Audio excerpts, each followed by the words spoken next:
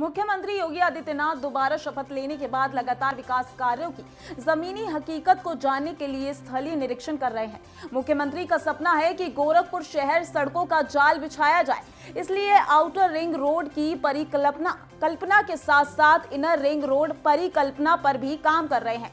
Inner ring road के तहत नौसर से पैडलेगंज 6 लेन, मोतीपुर से जंगल, कौड़िया 4 लेन और जेल बाईपास रोड से बरगदवा 4 लेन का निर्माण चल रहा है। सीएम ने जेल बाईपास और बरगदवा 4 लेन का निरीक्षण किया है। मुख्यमंत्री ने कहा है कि गुणवत्ता पर विशेष ध्यान रखते हुए कोआबाग बरगदवा 4 लेन का निर्माण निर्धारित समय सीमा में पूर्ण करें। इसमें किसी भी स्तर पर स्थिरता या लापरवाही नहीं होनी चाहिए। सीएम योगी ने प्रशासन और कार्यदायी संस्था के अधिकारियों को ये निर्देश कोआबाग बरगदवा 4 लेन के निरीक्षण के दौरान दिए। उन्होंने 196 करोड़ रुपए की लागत से 8.56 किलोमीटर की लंबाई में निर्माणाधीन 4 लेन सड़क का निरीक्षण किया, साथ ही प्रोजेक्ट मैप का विस्तृत अवलोकन किया। उन्होंने कहा कि विकास परियोजनाओं में समयबद्धता और गुणवत्ता अनिवार्य शर्त होनी चाहिए। इस 4 लेन का निर्माण 30 जून तक अवश्य पूर्ण हो जाना चाहिए। इस दौरान उन्होंने खुद भी निर्माण कार्यों की गुणवत्ता को देखा है।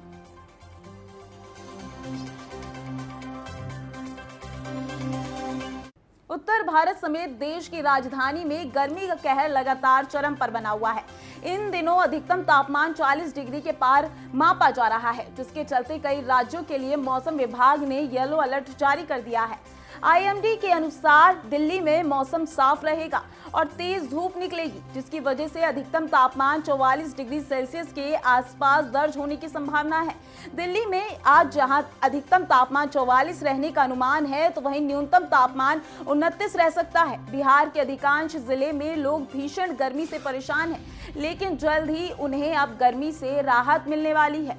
मौसम विभाग के पूर्वानुमान के अनुसार अगले 48 घंटे में राज्य के कुछ हिस्सों में बारिश होने की संभावना है। वहीं मध्य प्रदेश में हीट वेव अगले कुछ दिनों तक लगातार परेशान करती रहेगी। राज्य के अधिकतर जिलों में आज न्यूनतम तापमान 26 डिग्री तो वहीं अधिकतम तापमान 42 डिग्री तक रह सकता है। मौसम विभाग के मुताबिक 1 मई से बादल छाते दिखेंगे, तो वहीं कुछ इलाकों में हल्की बारिश हो सकती है।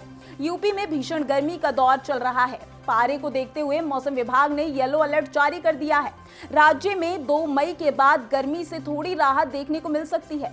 मौसम विभाग के मुताबिक 2 मई के बाद से ये पारा गिरकर 36 डिग्री तक आ सकता है। आज की अगर बात करें तो राज्य के अधिकतर हिस्सों में अधिकतम तापमान 43 डिग्री रह सकता है, तो वहीं न्यूनतम तापमान 28 डिग्री रह सकता है।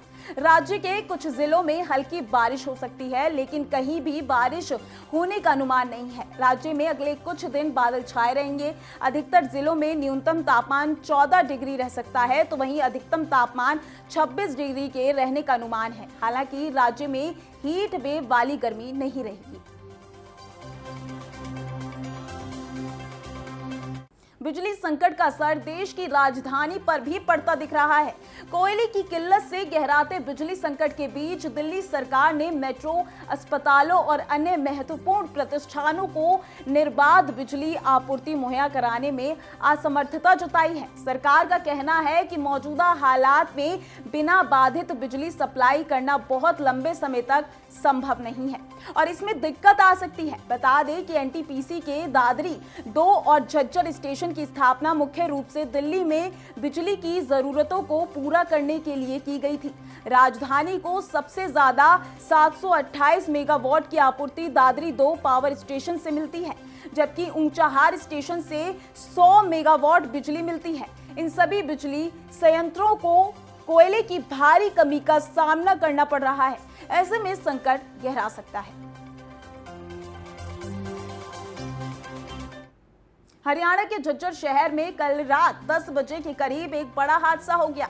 दरअसल यहां के बेरी गेट क्षेत्र में स्थित कथता फैक्ट्री में अमोनिया गैस के सिलेंडर से निकल रही पाइप लीक होने पर रिसाव हो गया। रिसाव होने से रिहायशी इलाकों में भारी अफरा तफरी।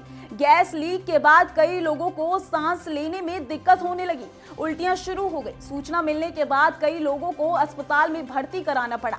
कतता प्लांट में अमोनिया गैस लीक होने के बाद आधी रात को पूरे इलाके में हड़कंप मच गया। प्रशासन का पूरा अमला फौरन हरकत में आया और सड़कों पर उतर गया। पुलिसकर्मी उस वक्त तक खुली कुछ दुकानों को भी बंद करवाने में जुट गए।